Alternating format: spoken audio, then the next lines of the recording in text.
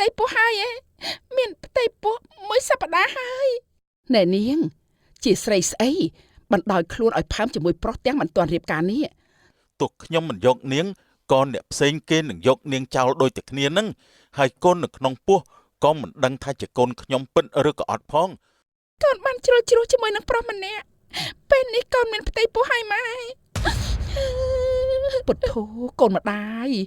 អ្វីដែលម៉ែខ្លាចបំផុតពេលនេះវាបានកើតឡើងចំពោះកូនម៉ែពិតមែនរឿងភ្លើងពណ៌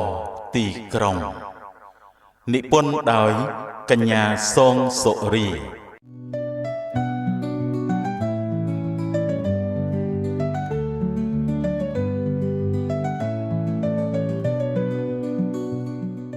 សុតីកូនកើតអីនឹង